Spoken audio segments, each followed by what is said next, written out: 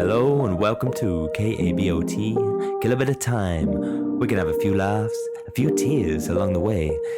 If you've been waiting for a podcast about yellow dogs, cold turkeys, and people with strange names, you're in the right place, so let's get started with episode 1. How are ya? And welcome to today's podcast, and thank you for listening. This podcast is free, and it always will be. I'm not interested in monetizing or profiting from it in any way. It's more for my own personal enjoyment, education and development, as well as trying to hopefully entertain, help and interact with other people from around the world. So what is this podcast? What's it going to be about? Well, today it's going to be loosely themed around self-improvement. And there's going to be a discussion around a wide variety of topics that I find interesting. There may be some edgy topics there as well, as I like exploring cultural boundaries and looking at things that you should and shouldn't say. There may be a little bit of foul and abusive language. Not abusive, but you know what I mean? Maybe, there might a few words might slip out. I'm not going to intentionally do it, but I want to be myself as well. And I want to have something at the end of the day that sort of delivered on the reasons that I've listened to podcasts in my personal experience. And it's always been filling out a silence where it feels like otherwise it would just be a waste of airwave, you know what I mean? Like when I'm doing the ironing, for example, why not just have a podcast in the background? You might learn something, at least it's going to be entertaining. Or sometimes you're just going off a cheeky little nap in the afternoon. A little podcast helps you on your way. Or sometimes you just wake up to sometimes you've got a lie-in planned. You think, oi, I can stay in bed till 11 tomorrow. But you just wake up at fucking 7. You think, right, I'm not getting out of bed.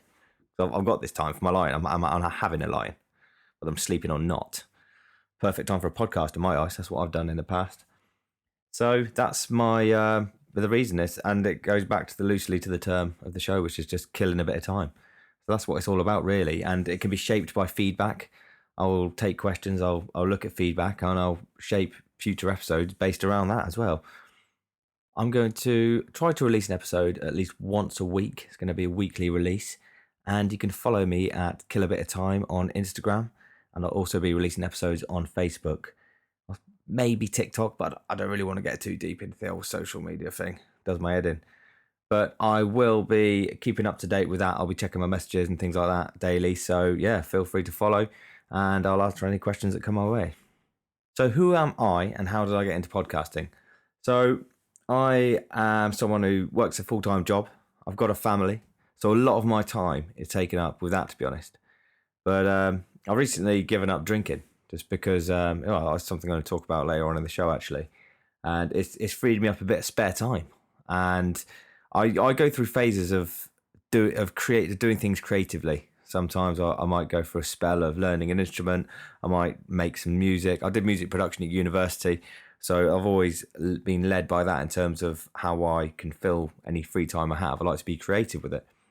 So I've decided this time to come up with this podcast and see where it takes me, really. I was inspired by people that I've listened to in the past. I listened to Ricky Gervais, Carl Pilkington and Steve Merchant on the Ricky Gervais show for probably a solid 10 years. No exaggeration. I didn't know there was anything else out there. I just loved it. I listened to it every night without fail. I reckon I listened to every episode, as well as the XFM series. 3 or 4 times. It was getting to the point where I'd had enough of it. And then my sister introduced me to Blind Boy, the Blind Boy Boathouse podcast, and I absolutely loved it. And it was just great. It was informative, entertaining, all that stuff. The Ricky Gervais podcast was great as well. Really funny, addictive. So those 2 podcasts were the main things that inspired me to produce this one, really. So yeah, so that's how I've got into it. What is in today's podcast? My current state of self-improvement. I'm going to be talking a bit about that. I'm going to do a little bit of a deep dive into an age-old phrase that you'll be very familiar with. I'm going to look at why you should never touch a yellow dog and a discussion around someone with a weird name. I was going to see if they're as weird as their name was. So let's get started, I suppose. So first topic. Giving up alcohol.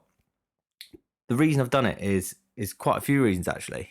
First of all, it's just like I wanted to. It's not like I wake up every morning just clutching with a shaking hand towards a bottle of JD. But it is. I just do feel like I was sort of on a cycle of get pissed, recover, get pissed again, and it's like my mental state and my emotions were slave to that cycle. Like how I was going to be with you that day would probably depend on what stage of that cycle I was on. If I was like 2 days after a hangover, I'd probably be a bit of a wanker. If I was on like day 3 or day 4 and I'm starting to get right again, I'll probably be in a pretty good mood. Probably celebrate with a few pints, and then the cycle continues. Anyway, I just wanted to get off that. Also, I've got a little girl. She's 15 months, and it's just I want to be present for her as much as possible. I don't want to be. I don't know if I'm hungover and my partner's having to do more nappy changes because I'm hungover. I don't think that's very fair. And so that was another reason. And as well as that, I just feel like I've just been in the habit of getting wankered for fucking years since I was about 15. And I was thinking, right, I'm 36 now. That's over 20 years getting on it. So I thought that can't be too good for you, surely. And we did have some rare old times back in the day. I mean, it was not just 4 or 5 pints at the pub on a Friday night. It was 3 or 4 days still going, and until you cannot go no more. There's a few of them chucked in there as well. So I just feel like long term, I was like, I need to do this. For me, it's a challenge as well. I was like, I just want to see it. First of all, it's a personal challenge. Can I do it? Is my will enough? Can I break out of this cultural sort of drinking thing that we're all in the UK? It's very like, if you're not drinking at an event, it's like you're weird. You go out, I don't know if there's an anniversary party or just a gathering of, I'd say, 4 or more people anywhere. At someone's house, in a park. If you're not cracking open a tinny, you're a little bit suspect. And that's just the culture of what it is. I don't know why. I've got a friend called Liam who told me that he used to drink non-alcoholic beers, right? Not because he wanted to. He gave up alcohol. Not because he wanted the taste of beer, but he said because it made everyone else around him comfortable.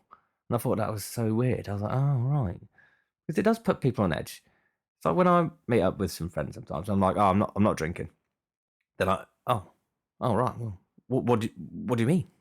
What we gonna do? What's the point in even meeting up? I mean, sometimes it is like that because some friendships are built off getting wankered. There's friends in life that I've had that you meet up to get wankered. You meet up to drink and other things, as well as other things.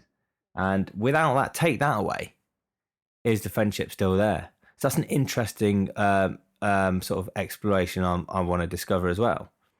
In fact, I've got another friend who's recently given up substance abuse and alcohol, and I haven't spoken to for years. We used to be great mates. We are great mates. We used to hang around with each other all the time back in the day when I was between the ages of like 15 and 22. But then obviously life happens, people drift apart, people move to other areas, blah, blah, blah.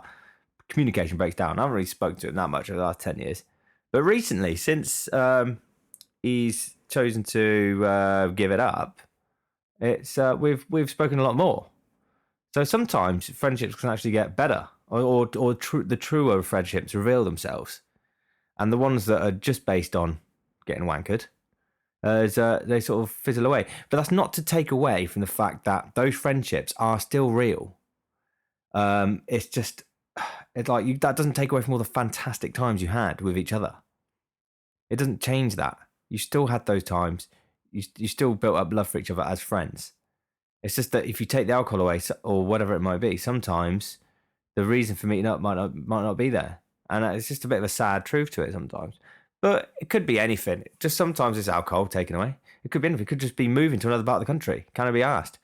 So with most of my mates, if they move to Scotland, it's like I wouldn't bother. No matter how fucking good friends you are. It's just not worth it. I'm not getting a plane. I wouldn't drive to Scotland. If I went to Scotland, I'd get a plane. And I'm not getting a plane to see anyone. Not even family. You know what I mean? I mean, it's a bit of a ball ache just going. My mum and dad live in Gloucester. My sister's travelling. I go see my mum and dad every month. They lived in Scotland. I mean, don't know if it'd be every month. Sorry, mum. But I'm thinking 3 months. It's got to be 3 to 6 months. Scotland. It's a right mission. Sorry, I went off on a tangent there. Yeah, so that's why what have I gone? Oh yeah, that's why I'm doing it. So I want to give up alcohol. So that's part of the reason I've started this podcast, because it's freed me up a bit of time. Because all that time that I was spending being hungover or drinking a few little tinnies, just fucking playing the banjo in the corner. That was not a euphemism, by the way. I do actually genuinely have a banjo, 5-string banjo that I have been learning the finger rolls and things like that. All right. But after a few tinnies, it's great fun. But anyway, I've got more free time, so I thought I'd start this podcast, and that's part of the reason why. Yeah. So for me, it's just like alcohol's always been a part of my life from a very young age. Seeing adults going to parties, you're always stringing along, aren't you? Even when you're like 4, chuck all the kids in a room, and the parents go and get pissed. I was that kid in that room, and I was watching them with my beady little eyes, and I was thinking, right, they're having a great old time here. I've got them stuck here with fucking broken Lego, and they're all having a great time. Why? And it doesn't take a genius, even as a kid, to work out that alcohol looks like a fucking good time. So I think I remember when I was like 8 or 9, me and my mate just stealing some beer and just going outside and like drinking it. I remember clearly like drinking some and thinking, I'm going to pretend to be pissed. I'm not going to be pissed, even as a kid, off of one sip of beer. So I took a sip, and probably about 5 minutes later was just like stumbling over the place, imitating the pissed adults, pretending I was pissed, because that's what I thought you were meant to be. That's how I thought you. But deep down, I knew I was faking it.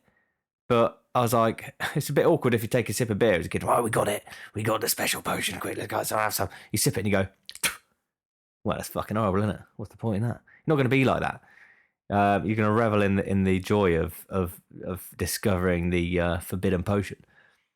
So that was like my earliest memory of it. And then even growing up, it was just like, yeah, you come of that age, I think about 14, 15, where you shouldn't drink, but but the parents may give you a small glass of beer at the table. You're old enough, my lad. You may drink some beer. And it's just like you feel like you've become a man almost, because your mum and dad are letting you have a beer. And you go, yeah, nice. And then you start to really go, oi, I've had 2 of these, and I'm starting to feel a little bit funky. And then you realise the beautiful intoxicative effects of alcohol. And then at some point you drink too much, and you're sick, and you get into what I call, my friends call, swirly pits, where you lie on the floor and you fucking have to hang on. And if you don't hang on, you'll be sick, and you may just be sick anyway. It's likely. It's on the cards. Yeah, that's that. And then as you get to 18, it's more like it's a regular thing. You're getting pissed every weekend, guaranteed. You're starting to do other stuff as well. You're experimenting. Alcohol's just the bog standard, and you're getting fucked up. We used to get bottles of Strongbow to sit on a bench and just for the pure fact of getting drunk. It's not like, oh, we're gonna I don't know, have a kickabout on a football, and we're gonna have a few beers just as a little side thing. No, you're getting the beers for one purpose and one purpose only, and that is to get drunk. That's the sole purpose. And then that carries on 18, 19, 20. You still have that. You still carry that torch for like, let's get fucking pissed. And that didn't really, for me, that didn't really ever kind of go away. I know maybe obviously everyone's journey is different, but for me, even when I was like 30, I started to realise when I was about 30 that I was like, hang on, I've got a bit of a habit here. Like, I've got a slight bit of dependency here. Like, I would never go to a social occasion without drinking, because I would feel too anxious about it. I hate mingling with people. Honestly, I do. And I don't know whether that's because I never learned to do it properly, because I was always pissed, or whether that's just me and I just don't like doing it. But anyway, either thing is I'll get pissed, like guaranteed. And that's where I got my confidence from to deal with fucking social situations. So yeah, that was the standard. And then you carry that on. And then I realized I was like, right, I need that to feel all right in social situations. And then sometimes it's like, I need it to feel all right anyway, even if I'm not mingling with people. Like, if I used to finish work sometimes when I was like, I think like 26, 27, I used to work at Wetherspoons. And I used to finish work and I was like, I need now 3 or 4 pints just to fucking feel good, just to feel normal. And that's when I was like, I got a bit of a problem here. I mean, it's not major. I'm not, like I said before, I'm not waking up and fucking drinking, but it sort of, I feel like it evolved into the next stage. And that's when that's like 5 years ago, 5, 6 years ago, when I started my new job, and I was like, yeah, still drinking and things like that. But I recognized it.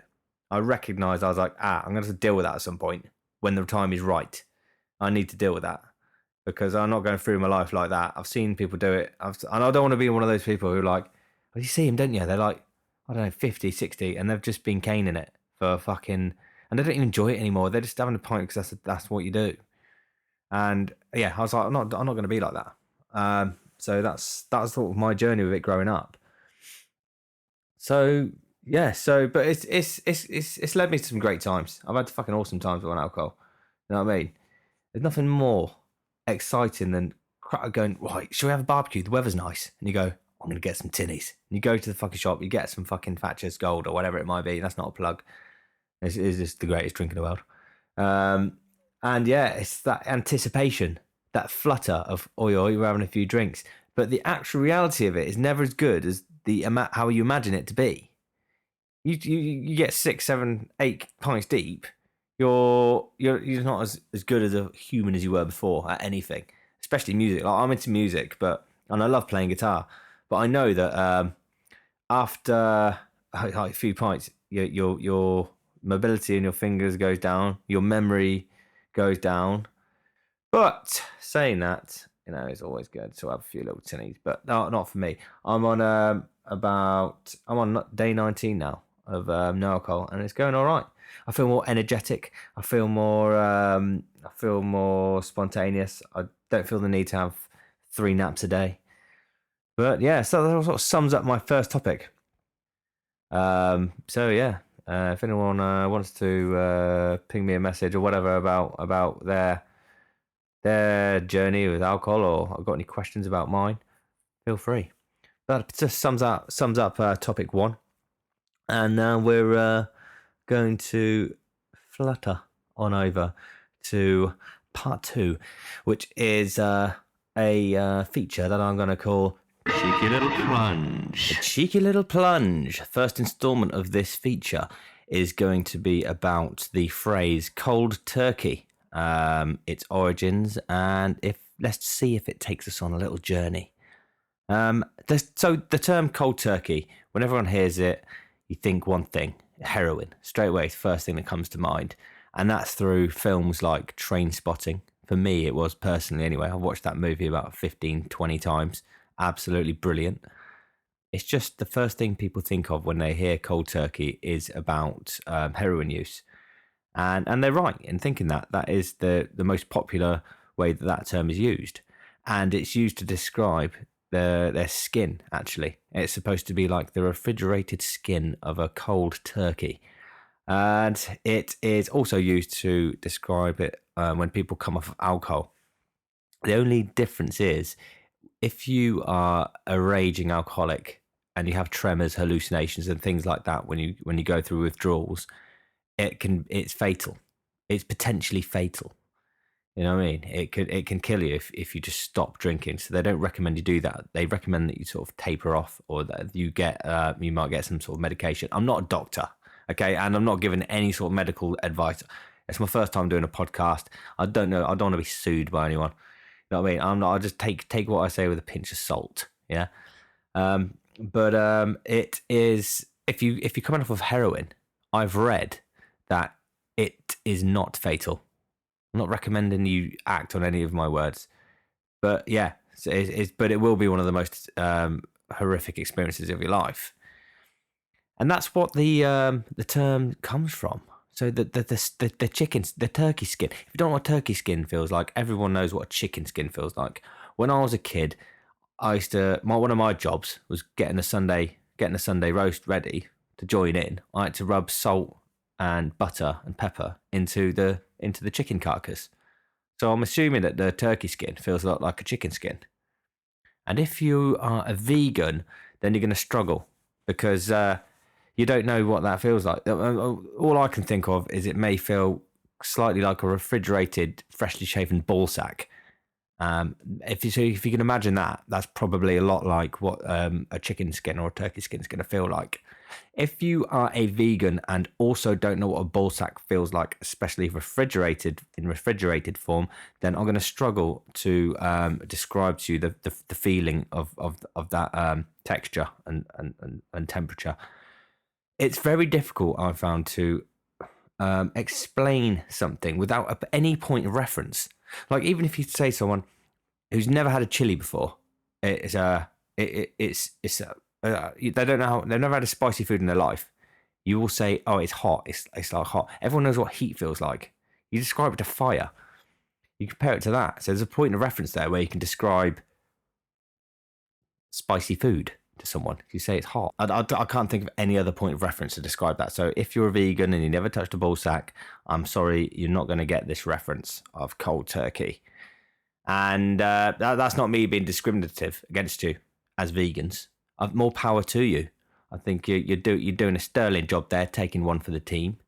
And but you do get, and I'm generalising a little bit. You tend to be a little bit highly strung. You like a sort of like highly strung martyrs, and that's the general thing. Vegans always seem to think it's their decision as well, and sometimes it is. Okay, but a lot of the time it's not. When you got a vegan, right, and both their parents are vegans, yeah, they're probably vegan because of that. It's been passed down the line, but they will defend it to the hills, saying it's their own decision. It clearly wasn't. And look, if you were born in India, and I don't mean this in a racist way, so don't try to twist my words. If you were born in India, you're most likely to be a Hindu or a Muslim, and that's not by chance. It's because of the culture and your family and behaviors and learnings and religions and teachings that get passed down. It's the same thing with veganism a lot of the time, not all the time, but a lot of the time. Okay, so just get off your high horse, all right? And it's okay to be conditioned by your parents. I know I certainly was in lots of ways. That's why my fond love of alcohol came from, for example. I'm not afraid to say it. It's things get passed down. I was at a wedding. This reminds me, I was at a wedding a couple of years ago, and they had a Thai noodle takeaway van roll up for dinner. They had all the allergy people come up first, and then they called out. They were like, right, vegans next. And then about 10 to 12 vegans stood up to go and get their meals, and they all got a big fat round of applause. So, you know, they get a fair bit of recognition. Anyway, we've gone off on a bit of a tangent there. So the cold turkey thing, it's about the cold refrigerated texture and feeling of a plucked turkey or whatever. That's the most common thing, and it's referencing cold turkey. So the abrupt cessation of the use of a substance. But I did a little bit of looking into it, and there is another meaning. There is another origin for that term. Back in 1877, there was a journal written by someone called Robert William Service. I think it was a story actually. He was a poet and he was a writer, and he came up with this sort of journal thing. And in that journal, it was a story about a bloke who was getting pushed out of a will, and he was cut out of the will, and he was cut out of the home. And part of what they did to him was give him cold slices of turkey, again and again and again. And that was sort of to give him the message that, you know, you're not wanted here. All the rest of the family are getting a nice hot meal, and you're just getting a cold slice of turkey. And I think that might be where the phrase giving someone the cold shoulder comes from as well. Is to exclude someone. So you're giving someone shavings of the cold shoulder of a lamb or whatever, cold slice of turkey. It's like, all right, I got the message. I mean, I don't think it would work. I don't think it would work these days. If you're giving someone, if someone came round, I might try it actually. Someone come round, give them a few cold slices of turkey, just see what their reaction is. I doubt they're going to turn around and go, well, I'm clearly not welcome here, and walk away. But maybe back then, having a hot meal was a bigger thing, especially if it was in more like wealthier families. I think obviously poor people would be happy just to have any sort of meat whatsoever. So I think this term probably comes from wealthy families who probably have a hot meal every day, and to give someone a cold turkey of an evening meal was like, oh, I'll get my coat. But that was back in 1877. Robert William Service. He was a poet. He wrote a poem called The Trail of 98, which was about the gold rush from the Yukon. All right. And basically it was about the shooting of someone called Dan McGrew. And basically this Dan McGrew fella was in the Yukon with his missus, and everyone was there just profiting from the gold rush that was going on. And there was this random gold prospector who was in the area, and he had beef with Dan McGrew from back in the day. And he spotted him in the saloon. And he was like, I see you, cunt. We got fucking unsettled business. And they had a little shootout. And I think Dan McGrew got shot in the eye and went up to tend to his wounds. And the prospector, what happened to the prospector? I think he did he die? But anyway, this was all the basis of the song by Paul McCartney, Rocky Raccoon. And I was like, that makes sense now, because I was reading about the story, and actually it's all Dan McGrew in the story by Robert Williams Service, but in the song by Paul McCartney, he changed his name to Dan McGill, because he goes Mrs. McGill and Miss McGill and Dan McGill. So he changed the name slightly, and the prospector in the poem, who was unnamed, Paul McCartney called Rocky Raccoon, obviously renowned from the renowned White Album. Great song. I've learned it on guitar in the past with my sister. I used to sing it. I absolutely loved that song. It's awesome. It was quite interesting that I managed to find the source of the inspiration for it. So Rocky Raccoon, yeah. And then I thought, well, why did he choose the name Rocky Raccoon? So originally it was meant to be Rocky Sassoon, right? But he said he didn't. But Paul didn't think it sounded cowboy enough, so he literally just changed it to Rocky Raccoon. That was literally it behind that, apparently. But he called him Rocky because he was he got his inspiration from is it Rocky Marciano or something like that, from 13th Floor Elevators. Rocky Erickson, that was it. Rocky Erickson, psychedelic rock band, right? He got his name from him. And I hadn't listened to 13th Floor Elevators in absolute years, so I flicked through a couple of tunes, and I was like, oh yeah, I remember this now.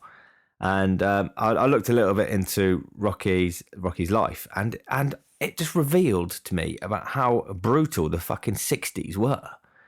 When you think about the 60s, right, you always think flowers in your hair, hitchhiking down to San Francisco, free love, Woodstock, smoking marijuana, everyone's tripping their balls on acid. That pretty much sums it up, doesn't it? The 60s. Everyone's chill. It's all sound. Psychedelic rock, the Beatles, Led Zeppelin, all that stuff, all that great stuff, and it's just a good old little time. When you're looking into Rocky Erickson's life, you realise it wasn't actually like that. Apparently, in 1968, when he was performing a concert, the report said he started speaking gibberish, and he was diagnosed with paranoid schizophrenia. And I was just thinking, hang on, this fella, it's 1968. He's performing a psychedelic rock concert and he starts speaking gibberish. He's clearly tripping his balls off, right? Quite evidently. But do you know what they did to him? They take him to Houston Psychiatric Hospital, where he was given involuntarily electroconvulsive therapy. So, and he was on performing, let alone the people in the crowd who might get fucking busted. This guy was actually on stage. So they took him off. He was tripping. He was tripping balls in the 60s. I thought that was just standard. Anyway, he gets fucking taken into a mental hospital and electrocuted in the skull for it. I read that. I was like, oh, right. I think I've been conditioned to view the 60s in a certain way, and it actually wasn't quite like that. Another thing that happened to him was he was found with a joint. A single marijuana joint, and he was handed a 10-year sentence, right? And he actually pleaded insanity to avoid prison, and then he went to Austin State Mental Hospital again. So once again, he's back in mental hospital, where he escaped several times apparently, and was given yet more electrotherapy, as well as Thorazine treatment. And anyone who doesn't know what Thorazine is, it's what have you ever seen the movies where they send in the men in white and they stab you in the leg and inject you? That's most likely Thorazine, and it sort of just turns you into a vegetable. I don't know if you've ever watched what's it called? Bronson. It's all about the life of Charles Bronson, and he was one of the most dangerous criminals in the UK at the time, or whatever. And he was sent to Wormwell Scrubs, all loads of different prisons, and eventually into a mental hospital. And you see a depiction of him getting stabbed and injected with Thorazine, and it just turned you into like a vegetable. You lose sort of your ability to move your muscles. You dribble. You can't really do much of anything. So you got given all that as well. But the interesting thing about the Thorazine is that they still use it today. I don't know if they use it in mental hospitals. I think it might change from whatever country you're in. Maybe they do, maybe they don't. There's different levels of mental hospitals, isn't there? Sometimes you just got to touch the old paranoid schizophrenia. Sometimes you're a fully fledged absolute nutcase, which you might need a bit of Thorazine might do you good. But the interesting thing about Thorazine in terms of today's use is that they use it now to prolong the pain-killing effects of opioids or opioid therapy in hospitals, as well as reducing the effects of nausea whilst taking them. So it's taken us in a full lovely little loop back to the opioid use again, which is basically where we started with the cold turkey. So my cheeky little plunge, we've gone down, we've plunged down, and we come back up, and now we're breathing oxygen again. Okay? So there we are. There we have it. So as we go into topic 2, I don't have a name for it. It's just about phrases and things people say and where it comes from and if there's anything in that and that. So I suppose it could be called Things People Say and Where It Comes From. There we go. There's the jingle for that one. So my dad always used to say to me, never touch a yellow dog, never stroke a yellow dog. And I always thought, why did he say that? I thought more and more. I've thought about it recently. And I just thought, I've never heard anyone say that other than him. And that was back when I was a kid and we were just roaming around France. We used to go to France a lot on camping trips and things like that. And he used to play in a band and he used to gig around the south of France. And he always used to say, never touch a yellow dog. Because you see a lot of mangy feral dogs around the south of France. And I assumed he just said it because he's just basically saying, just don't touch feral dogs. Just leave them be. They could be aggressive and that. And after looking into it, that's basically it. There's a lot about rabies at the minute and in the news. And I didn't realise until looking into this how savage rabies is. Obviously, I knew it wasn't good news. But if you get rabies from an animal and it gets into your nervous system and crosses the blood-brain barrier, it will fuck you up. You will not die. You will die. There's no cure for it. You're doomed, right? And there's 2 types of rabies in dogs. It's called dumb rabies and furious rabies. And in humans, it's called furious rabies and paralytic rabies. And I think that's just because they don't. If someone had dumb rabies, you couldn't really tell that to their family. I'm sorry, it's not good news. They've got dumb rabies. What do you mean, dumb? So they changed it to paralytic rabies. But in dogs, that type of rabies is called dumb rabies. And the differences between the two is one makes you very placid. You want to stay away from things. You're anxious. You're drooling, and you eventually become paralyzed, and then you die. And the other one is you become anxious, aggressive. You get hydrophobia, so you get a fear of water, and that's the same. Weirdly enough, it's the same fucking symptoms in humans. But there's rarely a death in humans because if you get scratched by a rabid animal, you tend to know about it, and you've got plenty of time to get a series of shots. I mean, it's at least going to take days. It can take months, or even in some cases years before symptoms develop. But once those symptoms do develop, you're fucked. You're going to get the dumb rabies or the aggressive rabies. But because you've got so much time to get the shots in, and because it's pretty obvious when you've been bitten by a fucking rabid animal, you're going to go to hospital and get those shots. But in some cases, and recently there was a woman called Yvonne Ford, I think the wife of Rob Ford, she was scratched by a fucking puppy in Morocco or something. And she thought nothing of it. Turned out that puppy had fucking rabies. She developed symptoms and she died. But I just thought it was pretty mental how you become aggressive, even as a human. And because you know what a rabid dog in the movies looks like, it's barking, it's foaming at the mouth, And it's pretty mental how that virus affects your brain. And it does exactly the same thing as a dog's brain it does in a human's brain. And it travels to the brain and it intentionally tampers with parts of your brain that moderate your behavior. And it makes you more aggressive because you're more likely to attack someone and bite them, therefore spreading the virus on. So the virus is making you aggressive to perpetuate its own existence, which I just find absolutely fucking bizarre. And it was, of course, the inspiration behind the movie 28 Days Later. This in that movie, it's not rabies. They say they're infected by rage or whatever it is. But the whole thing was, it was inspired by rabies, which I thought was quite cool. Because we're not a far cry away from that then. What if there was like a mass outbreak of rabies? Apart from it didn't take weeks and months for the symptoms to kick in. It did just take like minutes. And it affected your brain in a lot more of an exaggerated way. And you did just go around fucking biting people. It's not that far away from the fucking truth, is it?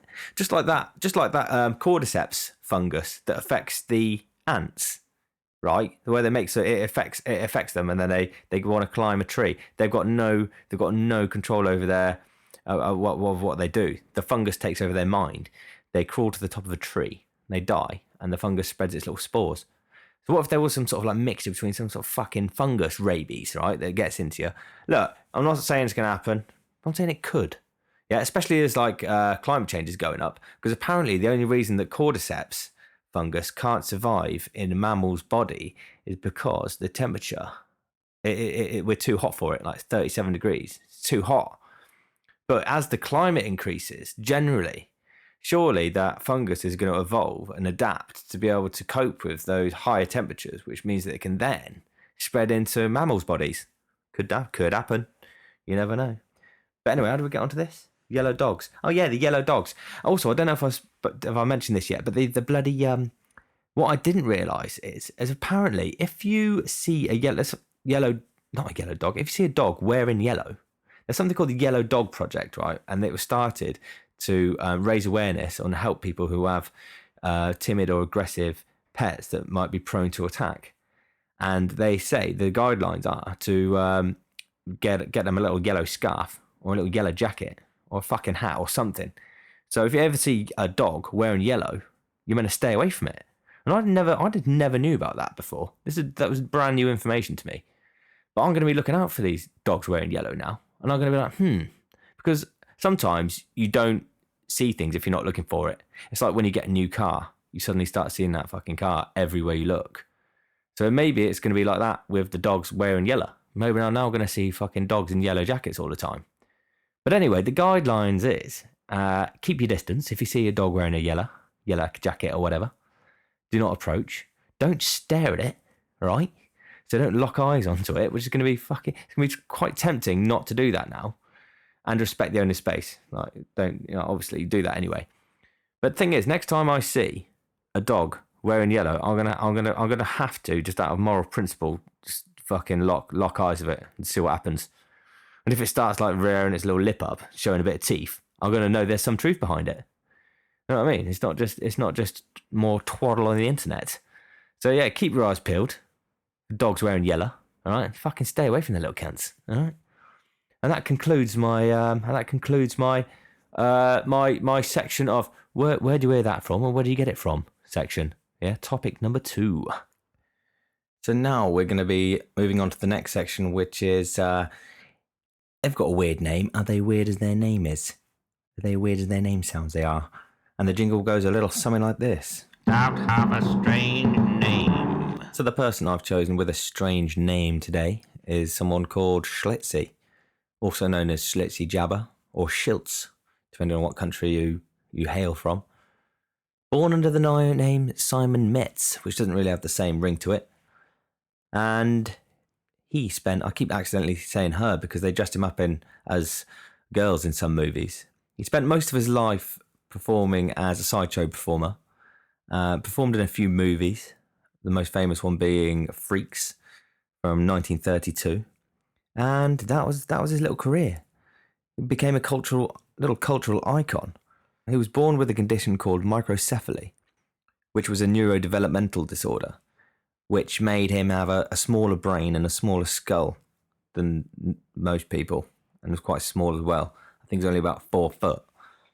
But it didn't hold him back. He made a great little life for himself. And yes, he did spend most of his time doing sideshow performances. But back then, if you were in that position, I think he sort of made the most of it. I mean, in the movie Freaks, the other people that were trying to rub shoulders with him weren't that good. There was a woman with a beard. I mean, these days that's normal. There's a woman that ate with her feet or something like that. Anyway, Schlitzie was the best one. And that's why he became a sort of cultural icon at the time. It's a little bit controversial because you think, is it right that he was a sideshow performer? Is it right? And I think the alternative was worse, because the alternative is that he was going to be housed in some sort of mental asylum. And I can't imagine that 1920s, 1930s mental hospitals were that nice place to be. So he had a choice of doing the circuits with the sideshow or being housed in a 1920s nut house. So I know what I would choose. I don't know how it worked as a sideshow performer. I don't know if he got paid or what he'd spend his money on if he did get paid. I'm assuming he was given food and accommodation for his work. And I've done that. When I went to travel Australia, I did something called woofing. I don't know if it's still called that, but back in the day, you'd call something woofing, where you'd contact someone, you'd work for them, and in return, you'd get food and accommodation. So I imagine it was the same sort of deal for him.